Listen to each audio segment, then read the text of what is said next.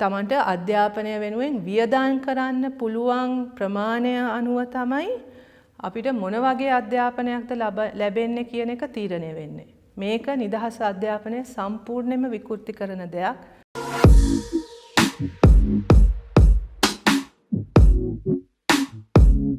මම අද කතා කරන්නේ නිදහස් අධ්‍යාපනය ගැන තියෙන ජනප්‍රිය මත දෙකක් පිළිබඳ විශේෂයෙන්.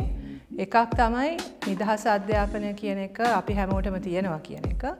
අනිත් එක තමයි නිදහස් අධ්‍යාපනය අපිට රජයෙන් දෙන නිකන් සහනයක් කියන එක. නිදහස් කියන එකෙන් අදහස් කරන්නේ කන්නංගර නිදහස් අධ්‍යාපනය කියන එක ගැන මුලින් කතා කරනකොට ඔහු ඒක ගැන අර්ථකථනය කරේ සියලු දෙනාටම හොඳ ගුණාත්මක අධ්‍යාපනයක් ලබා දීම රජයේ වගකීම කියන එක. ඉතින් ඒ අර්ථයෙන් ගත්තම නිදහස් අධ්‍යාපනය කියන එක රජය විසින් අපිට දෙන නිකන් අනුකම්පාවට දෙන දෙයක් නෙවෙයි. පුරවැසියන් හැටියට අපේ අයිතිය තහවුරු කරන දෙයක්.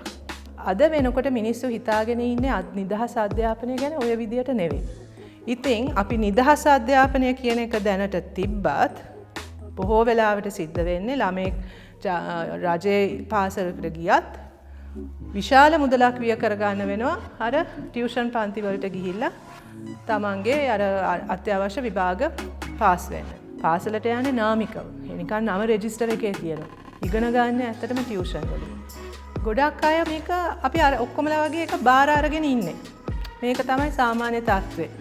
රජයට සල්ලි නැහැනේ. ඉතින් කරන්න දෙයක් නැහැනේ. අධ්‍යාපනය කියන්නේ රජය විසින් වගකිව යුතු ශේස්ත්‍රයක්. බදු ගෙවන්නේ අපේ ආදායම් වලින් විතරක් නෙවෙයි. මේ රටේ වැඩිපුර ආදායම් එකතු කරන්නේ අපි ඒවට කියනවා ඉන්ඩිරෙක්ට් ටැක්සස් කියලා. අපි තේ කොළ ගත්තත්, සීනි ටිකක් ගත්තත්, තේ කෝප්පයක් බිව්වත්, කිරි පැකට් එකක් ගත්තත්, මොනවා ගත්තත් අපිට වැට් බද්දක් එනවා ඒකට. මොකටද අපි මේ බද්ද ගෙවන්නේ? අපිට සේවාවන් සපයන්න. අධ්‍යාපනය වෙන්න පුළුවන්, සෞඛ්‍ය වෙන්න පුළුවන්, ප්‍රවාහනය වෙන්න පුළුවන්. ඒවා ලබා දීම රජයේ වගකීම.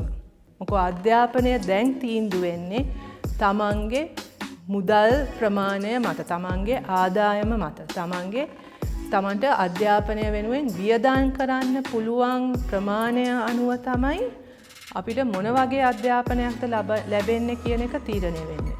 මේක නිදහස් අධ්‍යාපනය සම්පූර්ණයෙන්ම විකෘති කරන දෙයක්. මොකද නිදහස් අධ්‍යාපනයේ ප්‍රධාන අරමුණ උනේ සමානාත්මතාවය, සාධාරණත්වය, සියලු දෙනාටම සමාන ලෙස අධ්‍යාපනයේ භුක්ති විඳීමේ අයිතිය තහවුරු කරන එක.